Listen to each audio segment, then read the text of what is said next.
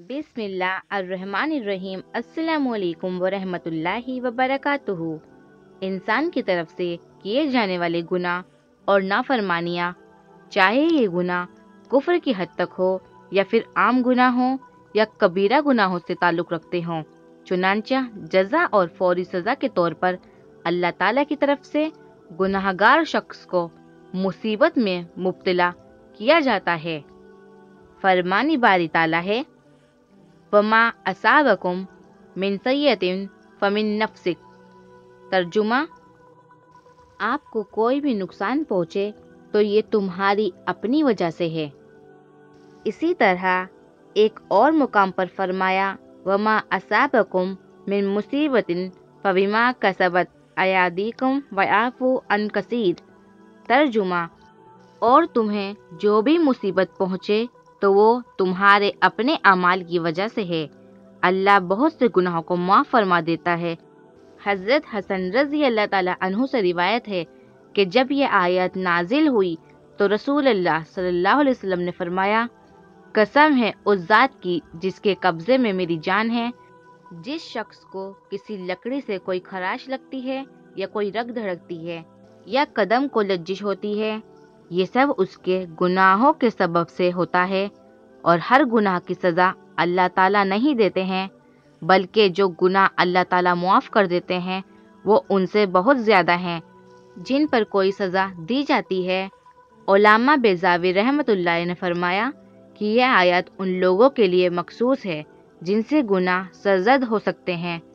انبیاء علیہ السلام جو گناہوں سے معصوم ہیں، یا نابالغ بچے اور مجنون جن سے کوئی گناہ نہیں ہوتا، ان کو جو تکلیف اور مصیبت پہنچتی ہے وہ اس کے حکم میں داخل نہیں، اس کے دوسرے اسباب اور حکمتیں ہوتی ہیں، مثلا رفع درجات، اور در حقیقت ان کی حکمتوں کا احاطہ انسان نہیں کر سکتا۔ سیدنا انس بن مالک بیان کرتے ہیں کہ رسول اللہ صلی اللہ علیہ وسلم نے فرمایا، یقیناً جب اللہ تعالیٰ کسی بندے سے محبت کرتا ہے یا اسے گناہوں سے پاک صاف کرنا چاہتے ہیں تو اس کو آزمائش میں ڈال دیتا ہے۔ دوسرا اسباب یہ ہوتا ہے کہ اللہ تعالیٰ اپنے صابر اور مومن بندے کے درجات بلند کرنا چاہتا ہے، چنانچہ اللہ تعالیٰ اسے مصیبت میں مبتلا کرتا ہے تاکہ وہ اللہ تعالیٰ کی آزمائش پر راضی ہو اور صبر کرے۔ نتیجے میں اللہ تعالیٰ اسے آخرت میں صابرین کے اجر سے نوازیں اور اپنے یہاں اسے کامیاب لوگوں میں لکھ دے۔ یہ بات مسلمہ ہے کہ انبیاء کرام اور نیک لوگوں کو بھی آخری دم تک مصیبتوں کا سامنا رہا۔ اللہ تعالیٰ نے ان کے لیے مصیبتوں کو جنتوں میں بلند درجات حاصل کرنے کا ذریعہ بنایا۔ یہی وجہ ہے کہ ایک صحیح حدیث میں ہے کہ نبی کریم صلی اللہ علیہ وسلم نے فرمایا، جب انسان کے لیے اللہ تعالیٰ کے یہاں کوئی ایسا درجہ مختص ہو جسے پانے کے لیے انسان کے اعمال ناکافی ہوں تو اللہ تعالیٰ اس کے جسم، مال یا اولاد کی مصیبتوں میں مبتلا کر دیتا ہے۔ حضرت امی عائشہ صدیقہ رضی اللہ تعالیٰ عنہا سے روایت ہے کہ نبی کریم صلی اللہ علیہ وسلم نے فرمایا، کسی بھی مسلمان کو کوئی بھی کاٹا یا اس سے بڑی تکلیف پہنچے تو اللہ تعالیٰ اس کے بدلے میں اس کا درجہ بلند فرما دیتا ہے یا اس کے گناہ مٹا دیتا ہے۔ اسی طرح انس بن مالک رضی اللہ تعالیٰ عنہ سے مروی ہے کہ نبی کریم صلی اللہ علیہ وسلم نے فرمایا، جتنی آزمائش کڑی ہوگی اجر بھی انتہائی عظیم ہوگا۔ اللہ تعالیٰ جب کسی قوم سے محبت کرتا ہے تو ان کی آزمائش فرماتا ہے، چنانچہ جو اللہ تعالیٰ کی آزمائش پر راضی ہو جائے تو اللہ تعالیٰ اس سے راضی ہو جاتا ہے، اور جو اللہ تعالیٰ کی آزمائش پر ناراضگی کا اظہار کرے اس کے لیے اللہ تعالیٰ کی طرف سے ناراضگی ہوتی ہے، جیسے کہ آپ کو عام دیکھنے میں ملے گا۔ جسے اللہ تعالیٰ کسی مصیبت میں مبتلا فرمائے اور وہ اس پر صبر و شکر کرے تو اللہ تعالیٰ اس کے گناہ معاف فرما دیتا ہے اور جنت میں درجات بلند کر دیتا ہے، نیز اسے صابرین کے اجر سے بھی نوازتا ہے۔ یہ بات بھی قابل غور ہے کہ دنیاوی سزا اخروی سزا سے منسلک ہوتی ہے، جدا نہیں ہوتی، جیسے کہ سعد بن ابی وقاص رضی اللہ تعالیٰ عنہ کہتے ہیں کہ میں نے عرض کیا، اللہ کے رسول کن لوگوں کی آزمائش سخت ہوتی ہے؟ آپ صلی اللہ علیہ وسلم نے فرمایا انبیاء کرام کی۔ ان کے بعد جو جس قدر انبیاء کرام کے نقش قدم پر چلنے والا ہوگا انہیں اسی قدر آزمائش میں ڈالا جائے گا۔ چنانچہ ایک آدمی کو اس کی دینداری کے مطابق ہی آزمایا جاتا ہے۔ جتنی دینداری ٹھوس ہوگی آزمائش بھی اتنی ہی سخت ہوگی، اور اگر اس کی دینی حالت پتلی ہوگی تو اس کی آزمائش بھی کم ہوگی، حتیٰ کہ آزمائش انسان کے گناہوں کو مکمل طور پر مٹا دیتی ہے اور انسان زمین پر چلتا پھرتا ہے اور اس پر کوئی گناہ باقی نہیں ہوتا۔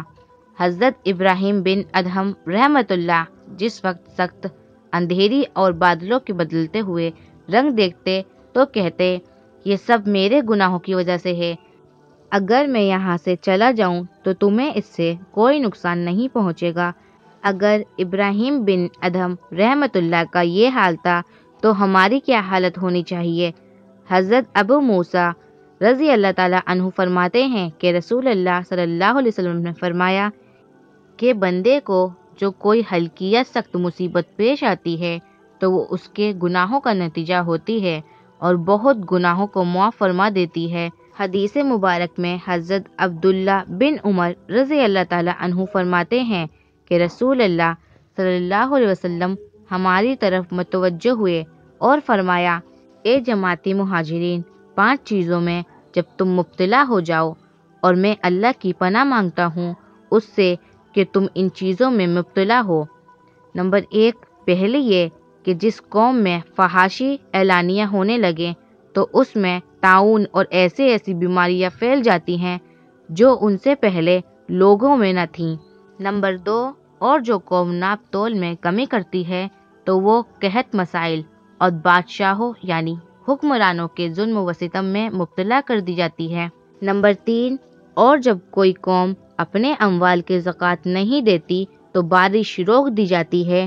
اور اگر چوپائے نہ ہو تو ان پر کبھی بھی بارش نہ برسے۔ نمبر 4، اور جو قوم اللہ اور اس کے رسول کے عہد کو توڑتی ہے تو اللہ تعالیٰ غیروں کو ان پر مسلط فرما دیتا ہے جو اس قوم سے عداوت رکھتے ہیں، پھر وہ ان کے اموال چھین لیتے ہیں۔ نمبر 5، اور جب مسلمان حکمران کتاب اللہ کے مطابق فیصلے نہیں کرتے بلکہ اللہ تعالیٰ کے نازل کردے نظام میں مرضی کے کچھ احکام اختیار کر لیتے ہیں اور باقی چھوڑ دیتے ہیں تو اللہ تعالیٰ اس قوم کو خانے جنگی اور باہمی اختلافات میں مبتلا فرما دیتے ہیں۔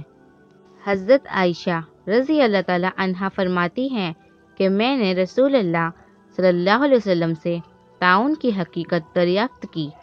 تو آپ صلی اللہ علیہ وسلم نے مجھے بتایا کہ ویسے تو یہ عذاب ہے جسے اللہ تعالیٰ جس پر چاہے بھیجتا ہے، لیکن اللہ تعالیٰ نے اسے ان مومنین کے لیے باعث رحمت قرار دیا ہے جو اس میں ابتلا کے وقت صبر کرتے ہیں۔ اور جس شہر یا جس جگہ طاعون ہوا ہو کوئی مومن اپنے اس شہر میں ٹھہرا رہا اور صبر کرنے والا اور اللہ سے ثواب کا طالب رہا، یعنی اس طاعون زدہ علاقے میں کسی اور غرض و مسلط سے نہیں بلکہ محض ثواب کی خاطر ٹھہرا رہا، نیز یہ جانتا ہو کہ اسے کوئی چیز یعنی کوئی اذیت یا مصیبت نہیں پہنچے گی مگر صرف وہی جو اللہ نے اس کے مقدر میں لکھ دی، جس سے کہیں مفر نہیں، تو اس مومن کو شہید کے مانند ثواب ملے گا۔